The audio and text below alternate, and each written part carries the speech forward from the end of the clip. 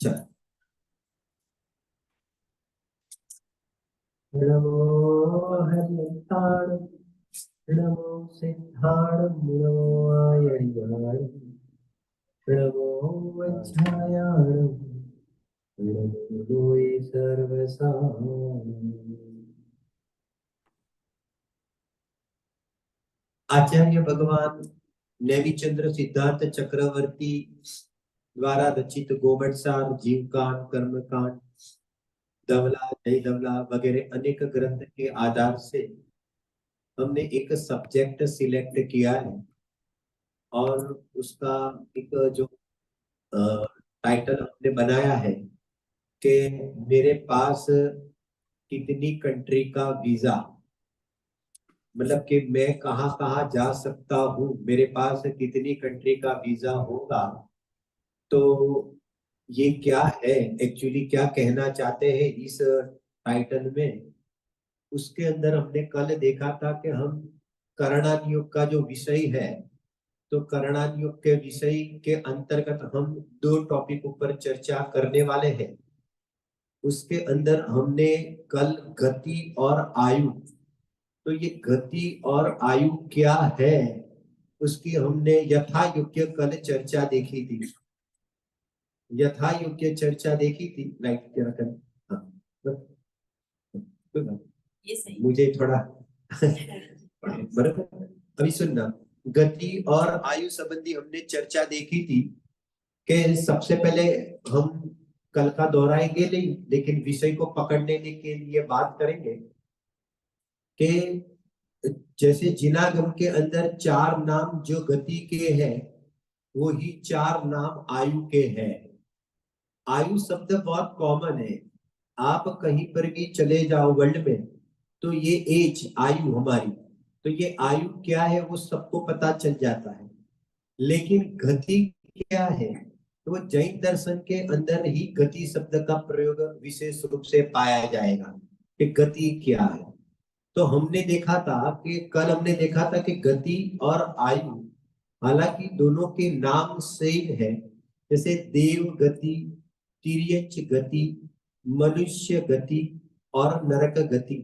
तो ठीक इसी ही तरह ये जो चार नाम है वो आयु के भी है, देव, मनुष्य, तिर्यच और नरक गति के। बराबर। हम सबको, मैं थोड़ा बेसिक भी चलूंगा फिर विषय में आता हूँ, कि हम सबको पता है कि जगत के अंदर संसारी जीव होते हैं, टोटल चार गतियों के अंदर डिवाइड है। जैसे हम सबको मालूम है, हम जो सब आपस में मिल रहे हैं वो सब मनुष्य गति के जीव है। तिर्यच शब्द भी शास्त्रीय शब्द है, एक्चुअली जितने भी पशु है, एनिमल्स वगैरह है, तो ये सारे के सारे यहाँ पर तिर्यंच बोला जाता है। मालूम है तिर्यंच शब्द क्यों पड़ा है, ये एनिमल्स के लिए तिर्यंच शब्द पड़ा हुआ है? किसी को ख्याल है तिर्यंच शब्द क्यों कहते हैं? गोबट सार जीव कांड में आचार्य कहते हैं तिर्यंच का अर्थ होता है तिर्यक, तो तिर्यक पर से तिर्यंच बना। तो तिर्यक शब्द का अर्थ होता है तिरछा। तिरछा समझ में आता है, आड़ा, आपने गुजराती में कहिए आड़ा। तो कहते हैं कि ये तिर्यंच, जिसका शरीर तिर्यक है, आड़ा है, उसको तिर्यंच कहा है। जैसे कि आप देखना अपनी बॉडी कैसी है, तो अपनी बॉडी अपन स्ट्रेट खड़े रह सकते हैं, बराबर है कि नहीं, लेकिन तिर्यंच चार पैर वाले होंगे ना, तो उनकी बॉडी कैसी होगी? आप समझ गए कहने का मतलब? तो उनकी भी बॉडी सबकी ऐसी है। तो तिर्यक एक शब्द ये आया, दूसरा समझना भाव प्रधान अर्थ करते हैं, जिसने अपने परिणाम आड़ा किया है, तिरछा किया है, वक्र किया है, तो क्या वो कौन सी गति में चला जाता है? तिर्यक गति में। समझ में? थोड़ा शब्द के अंदर बहुत भाव पड़ा हुआ है। तो एक तो मनुष्य, इसके बाद यहाँ पर कहते हैं कि तिर्यक। फिर नरक शब्द कैसे पड़ा मालूम है आपको? नरक जैसे स्वर्ग भी है और नरक भी है, तो ये नरक गति में भी जीव चला जाता है, नरक कैसे में से भी निकलता है। सामान्य रूप से सब लोगों ने सुना है पूरे वर्ल्ड में कि नरक में भी जाता है, तो पाप करके नरक में जाता है। तो नरक शब्द का अर्थ क्या है? तो वहां नेमिचंद्र सिद्धांत चक्रवर्ती कहते हैं ना रथ, रथ का अर्थ होता है रति, और जहां रंच मात्र भी रति नहीं है, रंच मात्र भी सुख का वेदन नहीं है। रति मतलब सुहाना लगना, सुहाना लगना उसको रति कहते हैं। जैसे हमें सुहाना लगता है ना, तो जैसे यहाँ पर कहते हैं कि ठंडी की सीजन में हम रजाई ओढ़ेंगे तो सुहाना लगेगा, गर्मी की सीजन में हम एसी करेंगे तो क्या लगेगा, देखिए सुहाना लगता है। ऐसे ऐसे क्षेत्र है संसार में कि वहां किसी भी जीव को रंच मात्र भी सुहाना न लगे, उसको यहाँ पर क्षेत्र का नाम नारद है, और उसमें रहने वाले जीव को नारकी कहते हैं। ये शब्दार्थ समझ में आया क्या कहना चाहते हैं, कहने का मतलब। और देव, तो देव कौन है, तो क्योंकि वो दिव्य शरीर जिसका धारण हुआ है उसको देव कहते हैं। अभी जो चर्चा करेंगे वो वितरागी देव की चर्चा नहीं है। जो अरियत भगवान सिद्ध भगवान उसको जो हम देव कहते हैं, तो वो तो रत्नत्रय के धारी है, इसलिए देव है। और ये जो देव गति के जीव भी है, जो मनुष्य जो जीव शुभ कार्य करता है, अभी उसकी चर्चा करेंगे, शुरू करेंगे, तो वो शुभ कार्य के फल में वो यहाँ पर दिव्य शरीर प्राप्त करता है, तो वो देव गति का जीव कहने में आता है। दिव्य का अर्थ होता है क्या, दिव्य का अर्थ मतलब कि उन जीवों का वैक्रियक शरीर पारा जाएगा, वैक्रियक शरीर, दिव्य शरीर। जन्म से ही देव गति के जीवों को अनेक प्रकार की रुधिया सहजता से मिलती है, तो उनकी शरीर की, कहने का मतलब इस प्रकार की ही पोजीशन होती है। तो ऐसे यहाँ पर कहते वो जलते नहीं है, आप समझे कि पानी पर भी चल जाते हैं, नीचे अंदर में भी चल जाते हैं। इधर से मतलब कि उनको अभी बॉम्बे जाना हो तो वो उसके लिए टिकट नहीं निकालनी पड़ती है, वो फटाक करके यहाँ पर कहते हैं कि अंतर मुहूर्त में ऑन द स्पॉट यहाँ से शरीर लंबा करते हुए न केवल बॉम्बे लेकिन स्वयं रमण समुद्र भी पहुंचना हो तो वो लोग पहुंच जाते हैं। जैसे वैमानिक देव होते हैं ना, वैमानिक देव, तो जब तीर्थंकर परमात्मा के जब पंच कल्याणक होते हैं तो सारे देव आते हैं कि नहीं आते, मूल शरीर वहां पर रहता है, और वहां पर उत्तर शरीर विक्रिया करते हुए कहां पर चले जाते हैं, बराबर कहां पहुंच जाते हैं, स्पाइडरमैन की तरफ। स्पाइडरमैन सब लोग ने देखा होगा, बराबर ऐसा ही होता है। स्पाइडरमैन हमारा पूरा स्पाइडरमैन पूरा का पूरा आता है। ये हमारे देव गति वाले जीव वहां पर रहते हैं, देव वैमानिक देव में, लेकिन वो वहां से विक्रिया करते हुए तुरंत ही यहाँ पर गमन कर लेते हैं, तो इस प्रकार की उनकी रुचियां देखी जाती है। ये कॉमन मैंने शब्दार्थ किए, देव कौन है, मनुष्य कौन है, तिर्यंच कौन है, नारद कौन है। अभी हम थोड़े परिणाम की बात करेंगे। अभी देख लो, सबसे पहले हम टॉपिक क्या चलाना चाहते हैं वो थोड़ा समझना, फिर मैं ये चलाता हूँ कि जैसे चार गति के जीव है, तो हमारा जैसे टॉपिक है कि मेरे पास कितनी कंट्री का वीजा, तो हम ये समझेंगे कि जो चार गति के जीव है वो कहाँ कहाँ जा सकते हैं। जैसे मैं मनुष्य हूं, तो मैं इस मनुष्य पर्याय में अपने परिणाम को करके मैं कहाँ कहाँ उत्पन्न हो सकता हूँ। एक एक भोग भूमि का भी मनुष्य होता है, जैसे हम कर्म भूमि, अभी हम सब कर्म भूमि में, पूरा ये अपन जितना वर्ल्ड देख रहे हैं वो सारा का सारा कर्म भूमि है। ऐसी भोग भूमि भी होती है, दिव्य भोग प्राप्त होते हैं, तो वहां के जीवों की व्यवस्था अलग होगी मनुष्य तिर्यंच की। ऐसे परिणाम करते हुए जीव कहाँ पर उत्पन्न हो सकता है। नारकी का जीव भी यहाँ पर वहां संकलेश परिणाम करते हुए वो जीव कहाँ पर उत्पन्न हो सकता है। ऐसे चारों गति का जीव, ये चींटी है, ये बंदर है, ये पृथ्वी है, जल है, तो ये लोग भी कहाँ पर उत्पन्न हो सकते हैं। तो क्योंकि ये सब यहाँ पर कहते हैं कि वो टॉपिक चलने वाला है, इसको कहते हैं, उस टॉपिक को गति आगति, इसको क्या कहेंगे, गति। कौन सी गति से यह जीव इस गति में आता है और ये गति वाला जीव कहाँ कहाँ जा सकता है, बराबर है। इसको जानने का फायदा क्या, वो चलाएंगे ना विषय, अपने आप आपको पता चलता जाएगा कि ये इसकी वैल्यू क्या है। हमें कॉमन इसकी वैल्यू अभी नहीं लगती है, बराबर ना, क्योंकि पुण्य का उदय होता है ना तो उसकी वैल्यू नहीं लगती है, सहजता से उपलब्ध हो जाएगा तो हमें उसकी वैल्यू नहीं। 3 टाइम बोलो, सुबह का ब्रेकफास्ट भी मिले, दोपहर का लंच मिले और शाम का डिनर भी मिले, इसको भूखा रहेगा किसको कहते हैं, बोलो इसको, इसकी भाव वासना है। क्यों, क्योंकि मिल जाता है, इसलिए भूख क्या है उसकी, उसके वैल्यू है। जिसको ये मनुष्य पर्याय नहीं मिली है, ऐसे जीवों को पूछो कि ये मनुष्य पर्याय की वैल्यू क्या है। जो मनुष्य पर्याय लेकर बैठे हुए हैं तो उनको वैल्यू नहीं है, लेकिन जिसके पास मनुष्य पर्याय नहीं है उसको इसकी वैल्यू है कि इसकी वैल्यू क्या है। ये सब विषय चलने वाले हैं अपने परिणाम भिगाने के लिए। सॉफ्ट करने के लिए। ठीक है, चलो स्टार्ट करते हैं गति। इसमें सबसे पहले मैंने 4 गति लिखी है, देव गति, तिर्यक गति, मनुष्य गति और नरक गति। अब देखो बाजू में लिखा है मैंने परिणाम, मतलब कि देव गति का परिणाम, कौन सा परिणाम, सुनना जरा।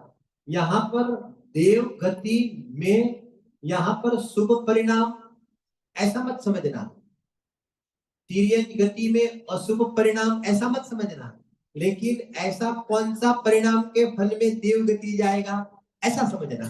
क्या कहा, जीव का ऐसा कौन सा परिणाम होगा तो वो जीव देव गति में जाएगा।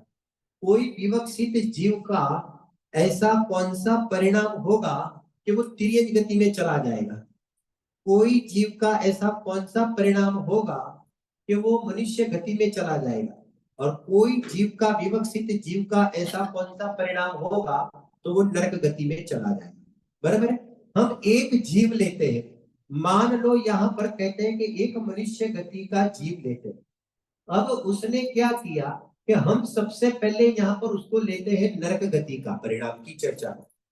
एक मनुष्य गति का जीव, यहाँ पर देखो ये एक मनुष्य गति का जीव, बराबर ना, ऐसा कौन सा परिणाम करता है कि उसको नरक गति के अंदर बंद करके वो वहां पर चला जाता है। अभी कल वाला थोड़ा चैप्टर कौन करना, आयु और गति का, अब ये कॉमन चैप्टर समझना। तो देखो नीचे क्या लिखा है मैंने, अशुभ परिणाम, और इसके नीचे फिर मैंने क्या लिखा है, बहु आरंभ बहु परिग्रह। अभी जरा थोड़ा सा उपयोग सूक्ष्म करना। तत्वार सूत्र के अंदर सूत्र आया हुआ है कि जिस जीव के परिणाम में, या तो जिसके जीवन में बहु आरंभ और बहु परिग्रह देखा जाता है, उस समय का ऐसा जो परिणाम होता है उसको यहाँ पर नरक गति का बंध होता है। बराबर है। बहुत आरंभ बहुत परिग्रह का अर्थ बार के संयोग के साथ नहीं है। अगर किसी के पास बहुत सारा धन है, जरा सुनना, ये गंभीर प्रकरण है एक्चुअली। किसी के पास बहुत सारा बाहर में संयोग है, किसी के पास मान लो 5-10 मकान है, किसी के पास बहुत 4-5 गाड़ियां है, बहुत बैंक बैलेंस है, तो क्योंकि इस प्रकार का बहुत ठाट है तो हकीकत में तो क्योंकि वो नरक में जाएगा ऐसा नहीं है। समझ में आया कि नहीं आया? ऐसा हो सकता है कि नहीं? क्यों क्यों? क्योंकि उसका पुण्य का उदय है, तो उसका पुण्य का उदय होगा तो बाहर में ये सब सारा भी देखा जाएगा। लेकिन जिसके परिणामों में बहुत आरंभ और बहुत परिग्रह की वासना पड़ी हुई है, तो उस समय इसको नरक गति का बंध होता है। और अगर आयु बंद हो गई तो फिर वहां पर नरक गति में चला जाता है। आसक्ति का परिणाम समझे, आसक्ति का परिणाम कैसे बनते रहते हैं मालूम है? जैसे सुनो, जैसे कि एक एग्जांपल मैं देता हूं, मेरे पास शेर है, शेर, अगर कोई एक कंपनी का शेर है, मान लो कि मैंने 10 रुपए का शेर लिया है। अब क्या हो गया कि मुझे ऐसा है कि भाई ये 100 रुपया हो जावे ना तो मैं क्या करूंगा कि फिर ठीक है मैं क्लियर कर दूंगा, बराबर है ना। अब क्या होता है कि 100 आके खड़ा रह गया। अब क्या हुआ, अभी क्लियर करने का भाव आता है? नहीं आएगा, बराबर। अभी क्या हो गया, परिग्रह की वासना क्या हुई, एक परिग्रह की वासना पड़ी, सबकी होती है, टेंशन मत लेना। हालांकि प्रकरण तो टेंशन वाला ही है, लेकिन अभी मैं भी क्या करूं, बराबर के नहीं। लेकिन अब 100 पर आएगा तो क्या होगा कि अभी थोड़ा रुक जाओ। सब लोग भी कहते हैं अभी तो इतने सब मास्टर हो गए, बराबर ना, बॉल्टी वो लोग ही चलाते हो, जैसे मार्केट ही वो लोग चलाते हैं, इतने तो मास्टर हो गए। तो यहाँ पर कहते हैं कि नहीं थोड़ा और रुक जाओ भैया, बराबर के नहीं, ऐसे करो 200 होवे ना तब निकालना। अभी तो कंपनी बहुत मतलब बहुत अच्छा कर रही है, बराबर। अब क्या हो गया, 2 ही महीने में उसका 200 हो गया, बराबर है। अभी क्या हो गया, लाख का क्या हो गया, मान लो कि लाख का आपका 20 लाख हो गया, समझ लो, दो साल में लाख का 20 लाख हो गया। अब क्या हो गया, 20 लाख का आकर खड़ा। अभी ये भाई साहब को बोलते कि नहीं अभी थोड़ा बेचना है, आधा निकाल ले, ऐसा है तो नहीं, आधा क्या, अपने को पैसे की, ये सबसे बढ़िया है। अपने को पैसे की जरूरत नहीं है तो अभी भले रहता, बराबर नहीं? ऐसा नहीं, एक एक ऐसा करते हैं, थोड़ा और रखते हैं, बराबर के नहीं? एक एक 400 होगा तब मैं निकालूंगा, जरूरत भी नहीं, अभी बेच के करना क्या है? तो अब ये क्या हो गया, लोभ वापिस क्या बढ़ा? तो क्योंकि लोभ वापिस बढ़ा। चलो, प्रकृति कहती है तथास्तु, बराबर है कि नहीं? अभी आपका क्या हो गया, 1 लाख का कितना हो गया, 40 हो गए। अभी 40 हो गया तो बोलो अभी और बढ़ाने का, अभी अभी संतोष है कि नहीं है? अभी संतोष है कि नहीं है? कैसे हो सकता है साहब, थोड़ी मुकेश भाई बन गए कि संतोष हो गए, बराबर है कि नहीं? तो अभी और भी क्या करें, एक एक नहीं नहीं, 1000 के पहले तो बेचना ही नहीं। अभी जरा समझना, अब क्या होता है, इसके परिणाम देखो। एक 100 रुपये तक उसको निकालना था, अगर 100 रुपये में निकालता था तो उसको कहेंगे संतुष्टि, कि वो जीव ने संतोष धारण किया, 100 में निकल किया, जो मिला उसको चलाना भी है, घर परिवार चलाना, उसकी मैं मना नहीं कर रहा हूं, तो चलाना है तो, क्योंकि उसने संतुष्ट धारण किया था तो वो निकल सकता था। लेकिन अब लोभ बढ़ा, हो सकता है चलो अभी ऐसी भी परिणति नहीं हुई है तो लोभ भी बढ़ सकता है, मैं मना नहीं कर रहा हूं, तो चलो 100 का 200 कर लिया। लेकिन चलो अभी ज्यादा लोभ बढ़ा तो अभी मजबूरी नहीं है, अब जो लोभ बढ़ रहा है वो मजबूरी नहीं है, लेकिन यहाँ पर क्या बढ़ रहा है, अभी परिग्रह की वासना बढ़ रही है। जरा एक एक शब्द समझना। अब क्या होगा कि 400, अब देखना, अब 400 से जब मार्केट बढ़ता जाता है ना, तो जब 400 से मार्केट यहाँ पर बढ़ता जाता है तो घड़ी घड़ी वो सुबह उठकर किसको देखेगा, घड़ी बराबर क्या, आज किसका प्रवचन है ऐसा देखेगा वो, आज मंदिर में क्या प्रोग्राम है, शुक्र शनि रवि कौन सा प्रोग्राम है वो देखेगा। शनि रवि तो शायद देख भी ले, मार्केट बंद रहता है तो, हाँ वो बराबर हम समझते हैं। नहीं नहीं, भले बाहर का आपका मार्केट बंद रहता होगा, यहाँ का मार्केट लोग का बंद नहीं रहता है। शनिवार आएगा तो भी सोमवार को उसका रेट क्या निकलेगा, क्योंकि मार्केट ऐसा रहता है ना, मार्केट ऐसा रहता है, तो ऐसा रहता है ना, आप अपने परिणाम को पकड़ना, बराबर, निरंतर लगातार, अब 40 लाख भी हो जाता है ना 1 लाख का, तो भी यहाँ पर शनि रवि भी यहाँ पर उसको चैन से जीने नहीं देता है। इसको कहते हैं परिग्रह की वासना। जो वर्तमान में जीव जी रहा है ना, वो भी हकीकत में जी नहीं रहा है, मर रहा है, इसको कहते हैं परिग्रह की वासना। अब यहाँ पर क्या होगा, बराबर, अभी देखना, अभी सब शेयर बढ़ रहे हैं, उसका वहां पर 400 पे आकर अटक गया है, ऐसा भी होता है कि नहीं? सब शेयर बढ़ते हैं लेकिन इसका 400 पे आके अटक गया है, तो अब मेरा कब बढ़ेगा? अरे तेरा तो 100 का 400 हुआ तो भी दूसरा ही बढ़ेगा ना, वही का वही थोड़ी बढ़ेगा, लेकिन मेरा कब बढ़ेगा? मैं आपको परिणाम की ओर ध्यान दिलाता हूँ, मेरा कब बढ़ेगा, मेरा कब बढ़ेगा, मेरा कब बढ़ेगा? कोई तकलीफ नहीं है, घर चलाने की कोई तकलीफ नहीं है, बहुत बढ़िया है, 3 पेड़ी की भी व्यवस्था हो चुकी है, लेकिन मेरा कब पड़ेगा? तो इस प्रकार से 400 का 800 हो जावे, 1200 हो जावे, 2000 तक भी हो जावे, कई गुना पैसा हो जाता है, इसके बाद भी यहाँ संतोष नहीं होता है, इसको कहते हैं बहु आरंभ बहु परिग्रह। इसके सामने एक राजा का जीव ले लो आप, मैं तो कहता हूँ चक्रवर्ती का जीव ले लो, बराबर है कि नहीं? बोलो भाई, कोई चक्रवर्ती जैसा है कोई आपके यूएसए में? बहुत सुखी देश है, बहुत सुखी, सब चक्रवर्ती है, सब चक्रवर्ती, सुखी है तो सब चक्रवर्ती है, बराबर है कि नहीं? कहने का मतलब चक्रवर्ती का एक नलिया, नलिया क्या बोलते हैं हिंदी में भाई, नड़ी नड़ी और छापरू, समझ गए? एक छत, चक्रवर्ती का जो एक छत होता है ना, उसकी जो कीमत होती है ना, तो यहाँ पर आज पृथ्वी का सारा पैसा भी वट का इकट्ठा कर दो ना, तो भी उसके सामने कुछ नहीं है, तृणवत है, ये आपका घास है ना, घास, उसके बराबर उसकी कीमत है। चक्रवर्ती का एक छत की कीमत वो स्फटिक मणि का होता है, ऐसा रत्न जड़ित होता है, एक उसके तोल में कोई नहीं आता है, तो भी यहाँ पर कहते हैं कि रस नहीं आता है उसको।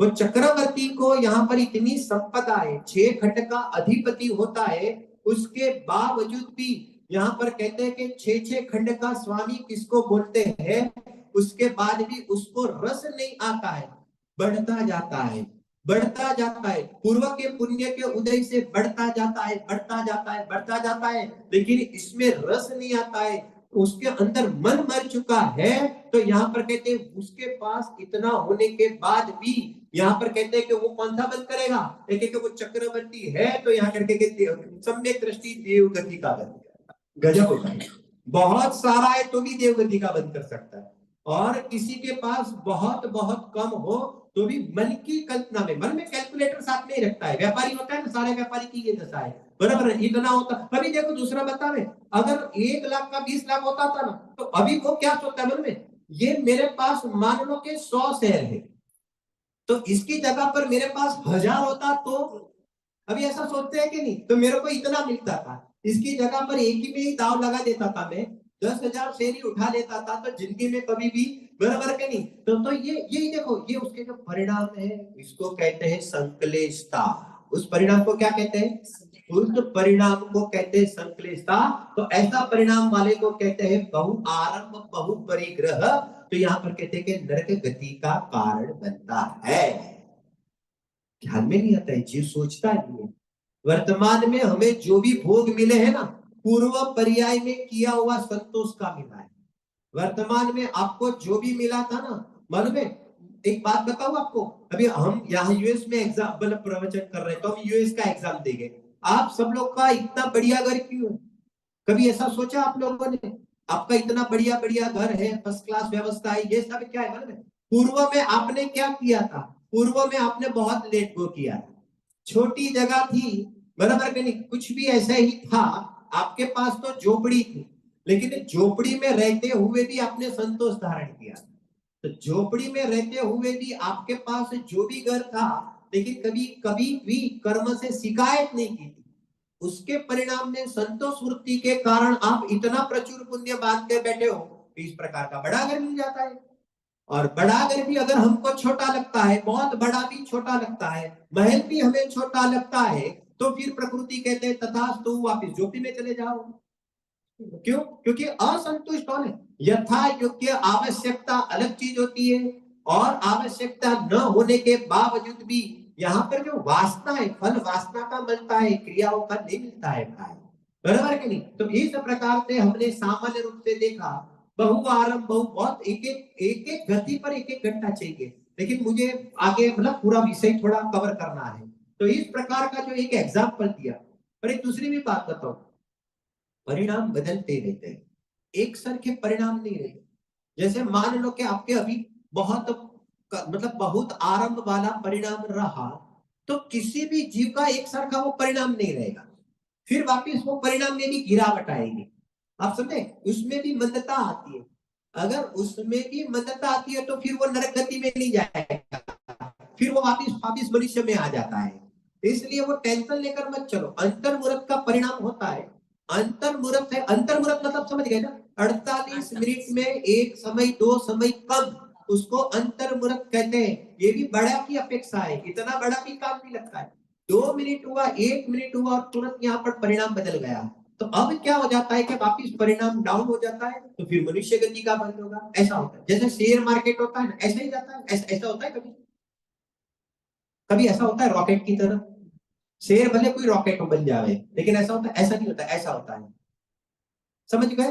कभी चढ़ते परिणाम, कभी उतरते परिणाम, वापिस चढ़ता परिणाम, वापिस उतरता। हर संसारी जीवों के चढ़ते उतरते परिणाम बना रहते हैं, बराबर है? तो उस अनुसार गतियां भी बदलती रहती है।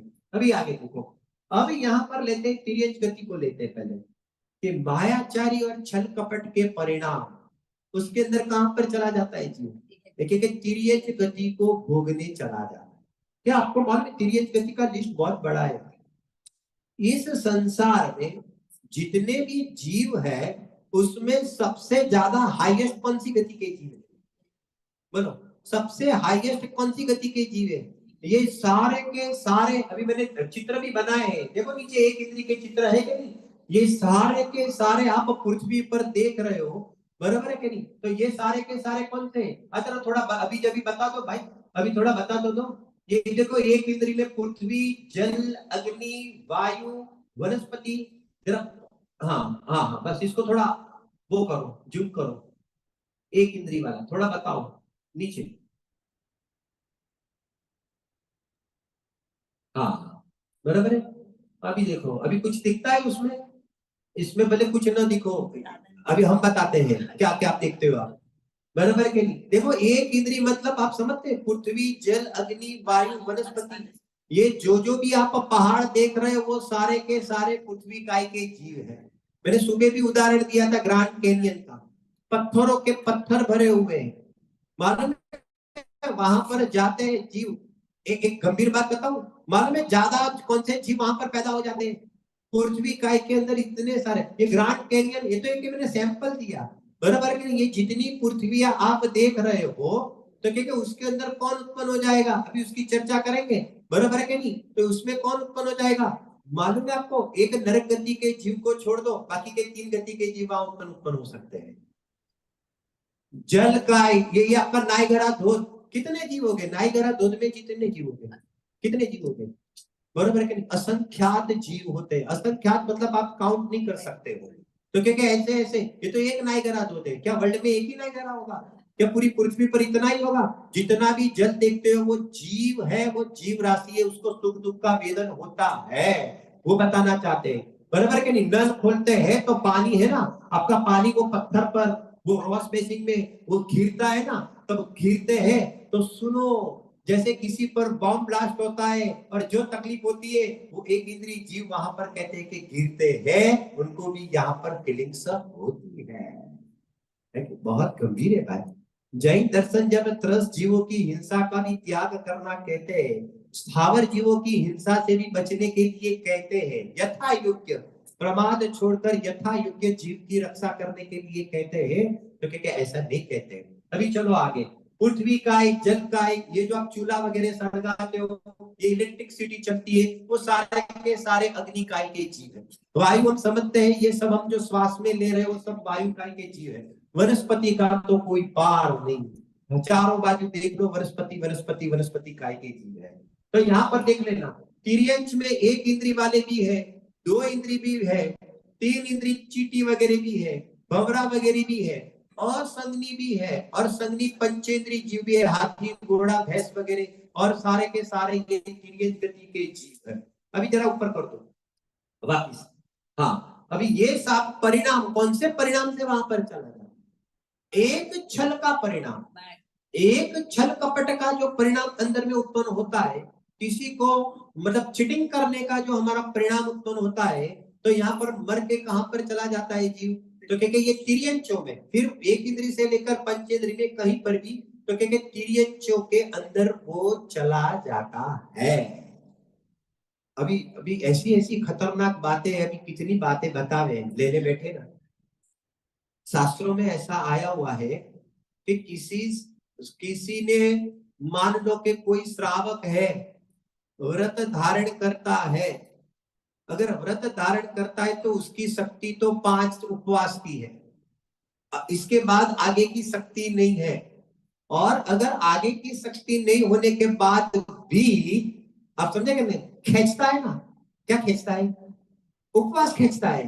तो यहां पर कहते हैं कि परिणाम नहीं है, जरा ध्यान देना, एक एक शब्द का ध्यान देना, अगर परिणाम नहीं है, इसके बाद भी कोई लोभवश, लालचवश, प्रतिष्ठा मानवश अगर वो यहाँ पर धर्म का कार्य करता है, तो भी अपने से मायाचारी करता है। इतना कड़क जैन दर्शन के अलावा कोई नहीं बताएगा। तो किसके लिए कर रहा है व्रत? तब किसी को दिखाने के लिए नहीं, तो तेरी आत्मा के लिए कर रहा है, तेरे परिणाम के लिए कर रहा है, तेरी आत्मा की आराधना के लिए कर रहा है। जगत का जीव तुझे पूछे तो भी क्या फर्क पड़ता है, और तुझे न पूछे तो भी तेरी आराधना से क्या फर्क पड़ता है? तो क्योंकि ऐसी सोच नहीं होती है। लेकिन यहाँ पर मान कसाई की तीव्रता में जीव यहाँ पर कहते हैं कि मायाचारी का परिणाम कर लेता है, तो क्योंकि खोटी गति में चले जाना पड़ता है। कहता है कि नहीं? इस प्रकार का तिर्यंच बहुत विस्तार है, लेकिन इसको समेटते हुए, बराबर के नहीं? चलो अभी आ जाओ, मनुष्य गति में आ जाते हैं। अभी तो है ही मनुष्य गति में, बराबर? बोलो क्या किया था पूर्व पर्याय में, हमने क्या किया था? लिखा है, बोर्ड में लिखा है, हमने ऐसा सब क्या किया था? अल्प आरंभ अल्प परिणाम, सादी सरल भाषा में हमने बताया, संतुष्ट धारण किया, सरल परिणाम, ऐसा शब्द प्रयोग आया हुआ है, जो सरल है, नेचुरल है, बराबर? निखालस है। तो ऐसे जो परिणाम होते हैं मध्यम भाव के, तो वो जीव मनुष्य गति में चला जाता है, बराबर? समझना, देवगति का अगर जीव होगा, जरा समझना, अगर देवगति का जीव है तो देवगति में जाकर अब वो क्या करते हैं, मतलब पंच कल्याणक वगैरह में घूमते रहते हैं। तो वहां पर श्रावक का दृश्य देखेगा, जिनेंद्र भगवान की पूजा देखेगा कि ये श्रावक का जीव जिनेंद्र भगवान की पूजा करता है, ये श्रावक का जीव व्रत धारण करता है। सुनना, देवगति का जीव कभी भी व्रत धारण नहीं करता है, लेकिन देवगति का जो जीव है वो मनुष्य गति के जीव को, यहाँ पर मनुष्य गति का जीव व्रत धारण करता है, दान देता है, तप धारण करता है, तो देवगति का जीव ऐसा विचार करता है, अरे मेरी भी ऐसी पर्याय होवे कि मैं भी आत्मा की आराधना इस प्रकार से करूं, तो वो देवगति का जीव का उत्पन्न हो जाता है, लेकिन मनुष्य पर्याय के अंदर उत्पन्न होता है। मालूम है, हम सब में से भी तो कोई देवगति में से आया होगा कि नहीं आया होगा? हो सकता है, इसमें क्या बात है? हम सब में से भी देवगति में आया है, तो कौन से परिणाम करके आए बोलो? तो इस प्रकार की अनुमोदना करते हैं। मालूम है, आज अभी वर्तमान में मंदिर में बैठ रहे हो ना, मालूम है कितना पुण्य बांधा है, आप कल्पना नहीं कर सकते हो। आपके सामने अनंत जीव यहाँ पर खड़ा कर दो, इसके सामने आपकी संख्या खड़ा कर दो, अनंत का समझ में आया? अभी अनंत की भाव वासना नहीं है ना, एक्चुअली अलग से एक लेक्चर चाहिए। अनंत की हमें भाव वासना नहीं है। मान लो कि 100 करोड़, 1000 करोड़, 1 लाख करोड़, 10 लाख करोड़, बराबर, 1 अबज करोड़, ये सब तो कोने में पड़ा है। देखिए कि इतने सारे जीव के बीच में अगर कोई यहाँ पर जिन वचन सुनता है, जिनेंद्र भगवान का दर्शन करता है, तो एक जिनेंद्र भगवान के दर्शन में यहाँ पर कहते हैं कि सुमेरु पर्वत जितना पहाड़ जब फटता है पुण्य का, तब एक 3 लोग के नाक का दर्शन करने मिलता है। इतना पुण्य लेकर आए, ऐसा किसी को कुछ नहीं मिलता है संसार में, फोगट में किसी को कुछ नहीं मिलता है, अपने करनी का ही फल मिलता है।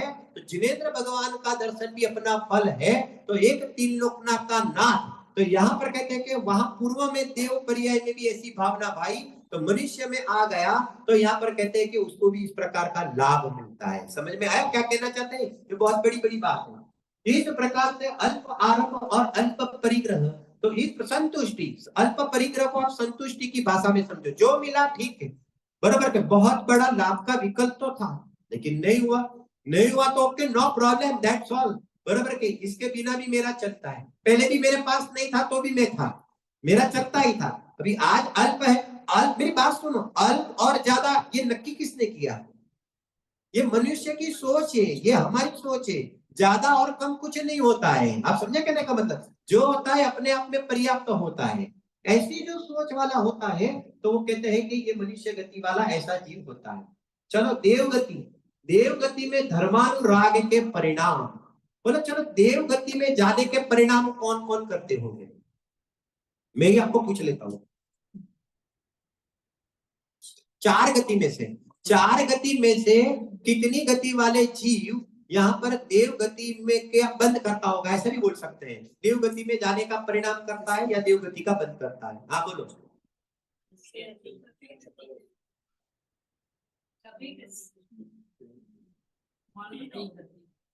देव गति का जीव कभी भी देव गति का बंद नहीं करेगा। देव गति का जीव कसाई की मंदता करते हुए मनुष्य गति का बंद करेगा, तो वो मनुष्य में तो आएगा। देव गति के पास देव गति का वीजा नहीं है और न मिल सकता है। नरक गति का जीव भी देव गति का बंधन नहीं कर सकता है, उसके पास भी वो वीजा नहीं है। नारकी मरकर नरक में नहीं जाते हैं, नारकी मरकर देव में भी नहीं जाते हैं। ठीक इसी तरह से देव मरकर देव में नहीं जाते हैं और देव मरकर नरक में नहीं जाते हैं, ऐसी ही व्यवस्था है। इसका अर्थ यह हो गया कि देव गति में जाने वाली 2 गतियां, कौन कौन जाएंगे देव गति में? तो क्या देव गति में 2 ही गति के जीव जाएंगे, कौन से जाएंगे? तो क्या एक मनुष्य गति का जीव जाएगा और उसके पास ही वीजा है, आप समझे कहने का मतलब? और यहाँ पर वीजा है मतलब मिल सकता है मतलब ऐसा फाइल में नहीं है अभी, अभी तो बात मेरे को फाइल खोलनी है।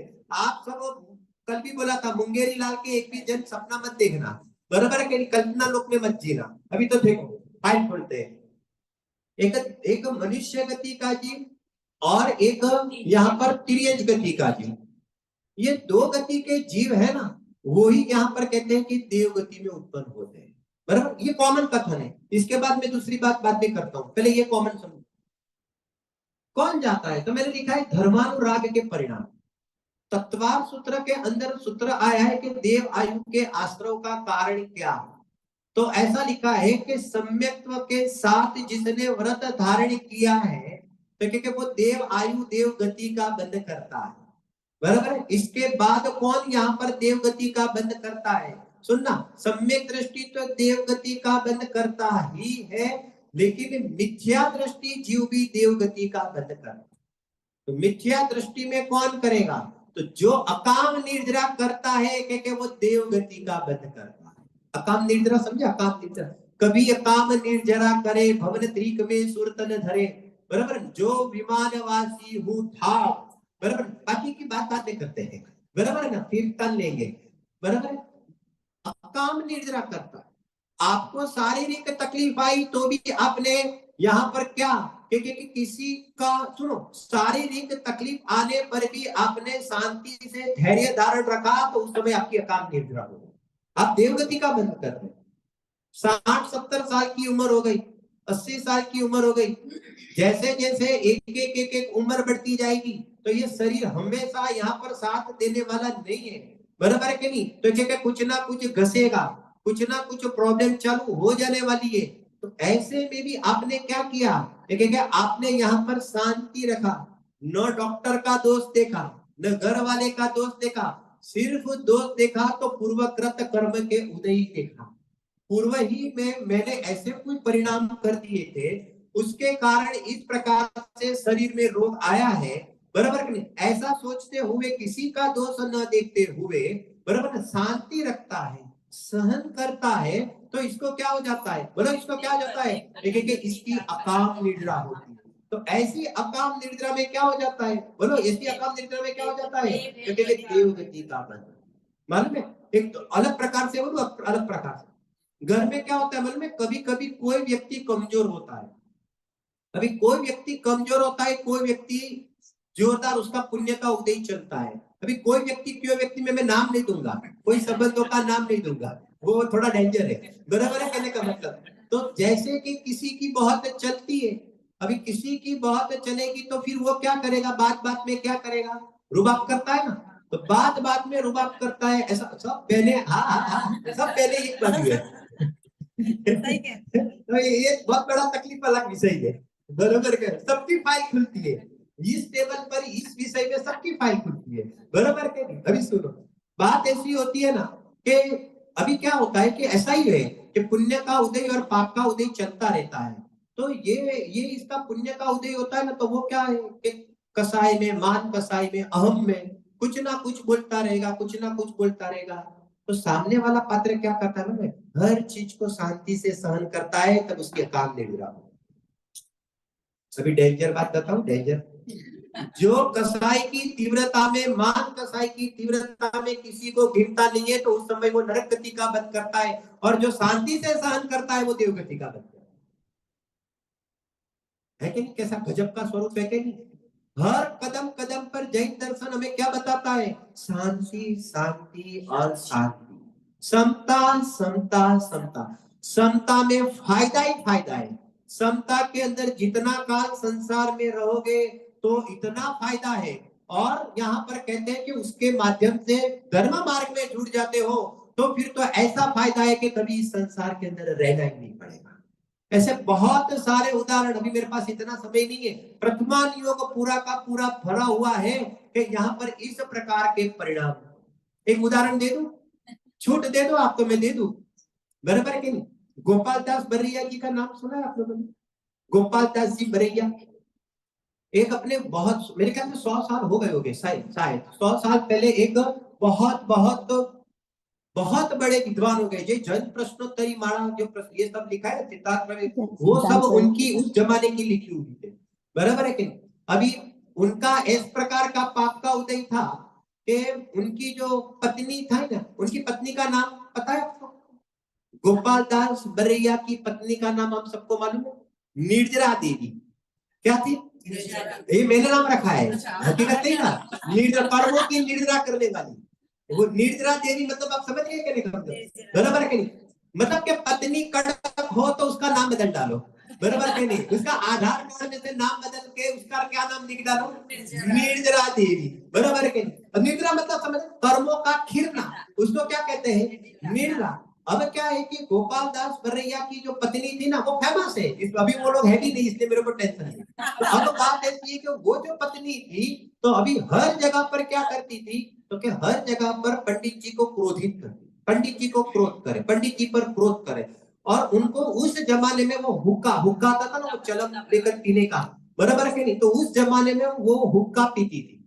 अभी अभी पंडित जी उसका हुक्का न भरे तो बिगड़ जाती थी और इतना क्रोध परिणाम करती थी।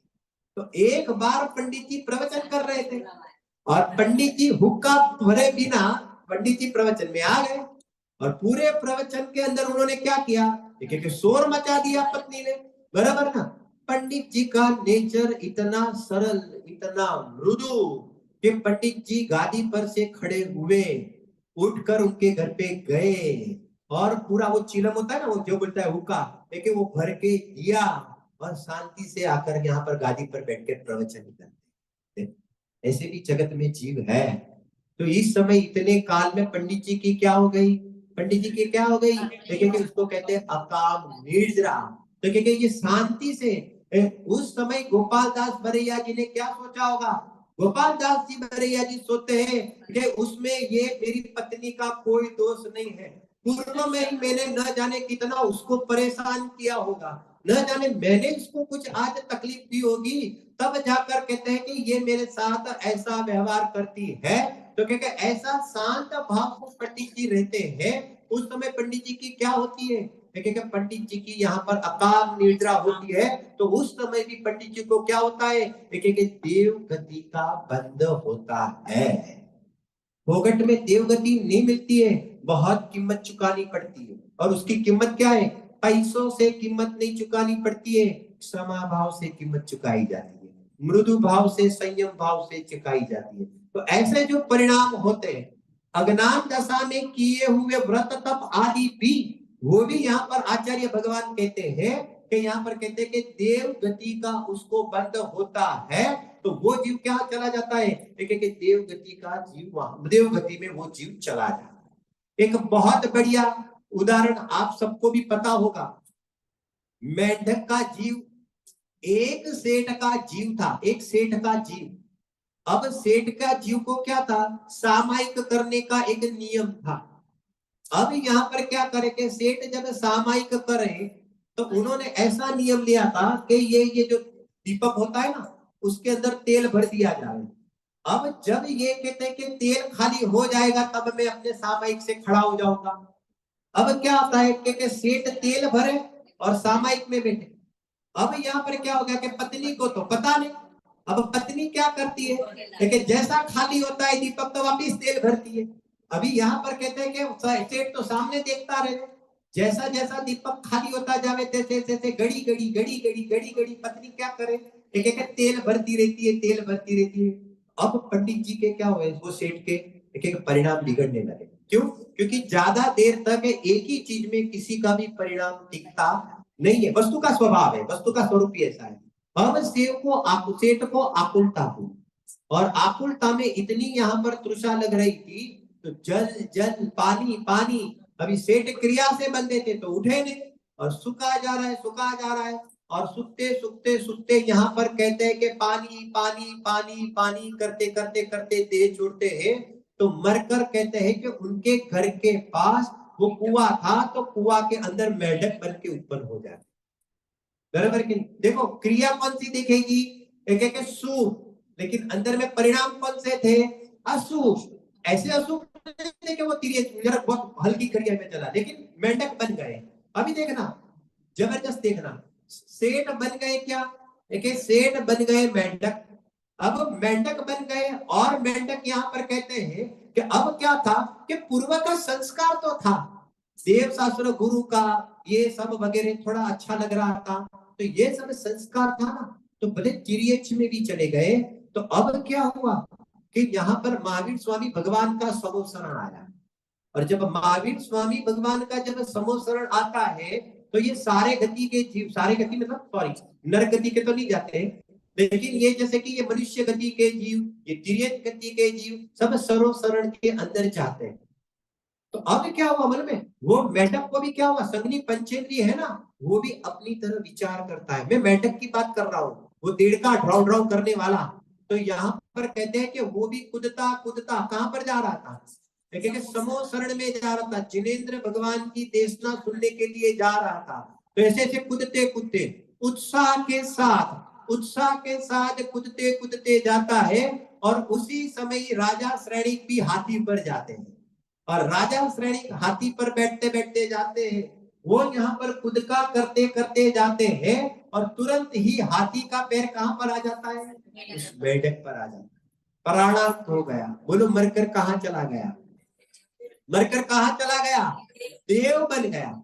एक सेठ का जीव परिणाम बिगड़ गया तो मेंढक बन गया और वो मेंढक परिणाम सुधर गया तो यहाँ राजा श्रेणी तो पहुंचेंगे, तब पहुंचेंगे उसके पहले ये देव पर्याय धारण कर लेता है। और देव पर्याय में व्यवस्था ऐसी है कि अंतर मुहूर्त में ही नव यौवन शरीर बन जाता है। अपनी तरह व्यवस्था नहीं है 8-8 साल निकालना पड़े, मतलब के बच्चे को बड़ा करना पड़े, ऐसी व्यवस्था नहीं है। वह अंतर मुहूर्त में नव यौवन यहाँ पर शरीर बन जाता है और तुरंत बुद्धि क्या सुनती है, चलो यहाँ पर कहते हैं कि जिनेंद्र भगवान का दर्शन करने के लिए समोसरण में पहुंच जा रहे हैं। तो वो देव कहाँ चला जाता है, तो क्योंकि वो देव बनकर श्रेणिक राजा से पहले वहां पर जिनेंद्र भगवान के सामने साक्षात चला जाता है। मेरा प्रश्न है कि ये फल किसका है, अरे बोलो फल किसका है, अरे उस मेंढक की भक्ति का है। उस मेंढक का जो परिणाम था, बोलो संस्कार कहाँ जाएगा, मुझे तो ये बताना है। ये संस्कार उसने कहाँ डाला था, मेंढक के जीव ने संस्कार कहाँ डाला था, तो उस मेंढक के जीव ने संस्कार उस मनुष्य पर्याय में डाला था कि भले थोड़े समय के लिए वो तिर्यंच गति में भले आ गया, थोड़े के समय के लिए भले वो तिर्यंच बन गया, लेकिन तुरंत वापिस क्या हो गया, लेकिन तुरंत वापिस यहाँ पर उठ गया। तो उठकर वहां पर कहाँ चला जाता है, देखिए देव बनकर चला जाता है और जिनेंद्र भगवान के समोसरण के अंदर देखिए मैं शुद्धात्मा हूँ, ये देह से मैं भिन्न हूँ और जगत का कोई पण परमाणु मेरा नहीं है, मैं अपने में ही परिपूर्ण तत्व हूँ। तो क्या ऐसा भेद विज्ञान करता है तो सम्यक दर्शन कर ले। कितना सरल है, आप सोचो एक एक परिणाम का यहाँ पर क्या मिलता है, बोलो एक एक परिणाम का यहाँ पर क्या मिलता है। एक त्रिलोक मंडल हाथी था, आपने सुना है उसकी कथा, त्रिलोक मंडल हाथी में आज आपने परिणाम बनाओ। आप ऐसा मत सोचो कि अरे मेरे परिणाम ऐसा है, मेरे कोई परिणाम विशेष ज्यादा अच्छा नहीं रहता है। अरे सुनो, अच्छा 24 घंटा किसी का भी नहीं रहता है, आप समझे। इसका अर्थ ये नहीं कि मैं बिगाड़ता रहूं, बिगाड़ता रहूं वो मेरा भाव नहीं है, लेकिन बिगड़ जाता है ऐसा व्यवस्था है। लेकिन कहते हैं कि इस प्रकार का पूर्व में जो भी परिणाम हुआ उसके सामने लक्ष्य करना आप छोड़ दो, आप वर्तमान में खड़े हो तो वर्तमान में मुझे क्या करना है वो ध्यान दो। और वर्तमान के अंदर आपके पास जो भी संयोग मिला है, जो भी प्राप्त मिला है व्यवस्था, तो यहाँ पर कहते हैं कि उनके साधन में, उनके निमित्त में, उनकी हाजिरी में देखिए आप बुद्धि पूर्वक संस्कार डालना शुरू कर दो। मालूम है एक दूसरी बात बताता हूँ आपको, समय तो भाग रहा है, ऐसा भाग रहा है समझ में नहीं आ रहा है। सुनो, बात ऐसी है व्यवस्था कि यहाँ पर कहते हैं कि संसार अवस्था के अंदर थोड़ा सा भी परिणाम अगर ठीक कर लेता है ना, ज्यादा नहीं, बहुधा परिणाम बुरा ही होता है, इसकी एवरेज है, अभी मैं उसमें ज्यादा नहीं जाता हूं। लेकिन बहुधा के अंदर अगर थोड़ा सा भी व्यवस्था कर लेता है ना, तो प्रकृति इसको पूरा का पूरा खींच लेती है। क्या कहा, थोड़ा सा समझ में आया। देखो मैं एक बात बताऊं, 4 गति के अंदर यह जीव, अगर तिर्यंच को बात कर दिया जाए, 4 गति के जीव है, उसके अंदर अगर तिर्यंच गति के जीव को यहाँ पर कहते हैं कि वो एक इंद्रिय वाला मामला थोड़ा साइड पर कर दो, तो मालूम है आपको सबसे ज्यादा भव यह जीव त्रस पर्याय में किसमें निकालता है। त्रस पर्याय मतलब समझ गए, 2 इंद्री, 3 इंद्री, 4 इंद्री, पंच इंद्री। और पंच इंद्री में कौन कौन आएगा, देव भी आएगा, मनुष्य भी आएगा, नारकी भी आएगा और संधि पंचेंद्री तिर्यंच भी आएगा। ये कुत्ता बिल्ली वगैरह पंचेंद्री तिर्यंच में आएगा, बराबर। अभी जो अपने को त्रस पर्याय मिलती है, कितने सागर की मिलती है, 2000 सागर। अभी मैं ज्यादा उसमें डिटेल्स में बात नहीं जाऊंगा। 2000 सागर का एक अपने को एक मिला है चांस, उसके अंदर मालूम है आपको, ये हम सबसे ज्यादा भाव किसमें निकालते हैं, देवगति का निकालता है। सबसे ज्यादा कोटा उसका है। उसका अर्थ क्या हो गया कि जीव सरल परिणाम तो सहजता से कर लेता है। इसका अर्थ क्या हो गया, अभी देखो मुझे मुझे एवरेज दिखानी है ना, बहुधा परिणाम संक्लेश के होते हैं। एक व्यक्ति लो, उसके बहुधा परिणाम संक्लेश समझ सकते हैं ना, तीव्र कसाय के परिणाम और फिर एक मंद कसाय के परिणाम। तो एक बाजू तो बहुधा परिणाम तो संक्लेशता का ही होता है, उसके बावजूद भी ज्यादा वो देवगति में जाता है। इसका अर्थ यह हो गया कि जब उसको देवगति बांधनी होती है, उस समय उसको जैसा परिणाम चाहिए तो उसके साथ उसका फिटिंग बैठ जाता है। फिटिंग बैठता होगा तब तो जाकर देवगति में जाता होगा। इसका अर्थ यह हो गया कि प्रकृति बोलो कितनी उदार चित्त वाली है कि नहीं। पूरे दिन पाप करो, सुनो सुनो, पाप करने की रंच मात्र भी छूट नहीं है, वो ध्यान देना बराबर। लेकिन मैं आपको उत्साहित करना चाहता हूं कि कदाचित आपके ऐसे परिणाम हो जाता है, लेकिन एक परिणाम में भी मन में निर्णय करता है, मन में दृढ़ता आता है कि मुझे धर्म करना ही है, कैसे भी करके मुझे धर्म करना है, तो एक स्टेप लेता है तो जीव यहाँ पर क्या हो जाता है, प्रकृति इसको पूरा का पूरा खींच लेती।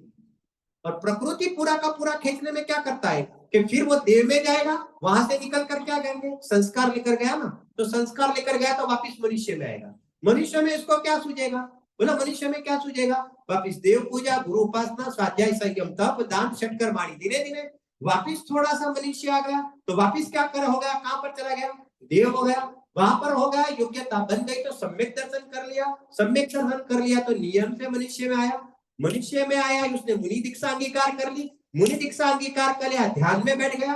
और अगर इतना विशेष पुरुषार्थ उठ गया तो यहाँ पर कहते सपक श्रेणी में आवरण करके मोक्ष चला गया।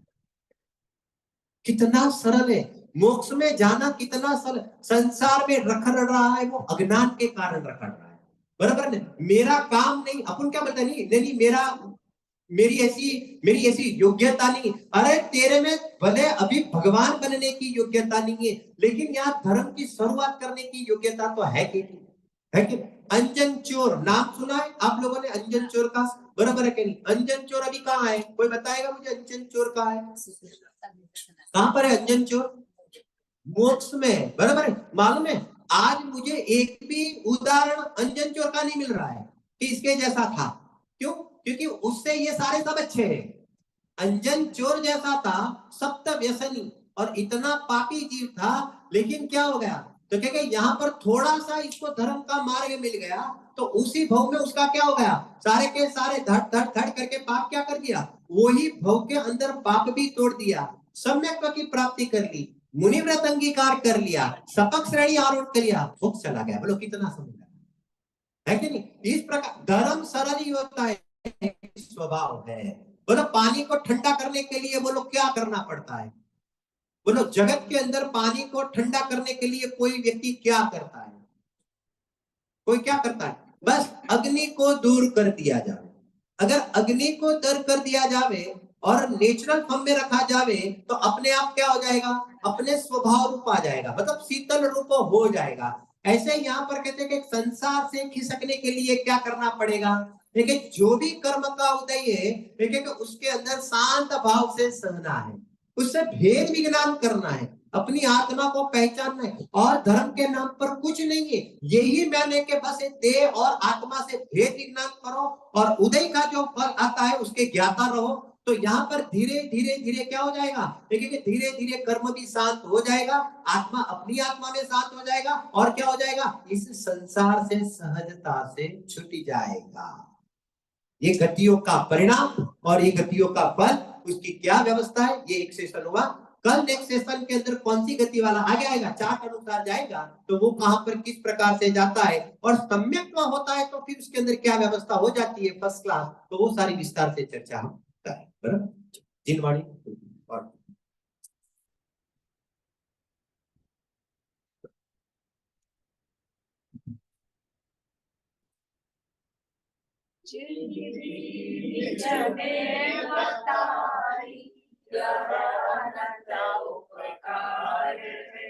इसके लिए जिन्हवाणी मां को वंदना शतबार, वंदना शतबार।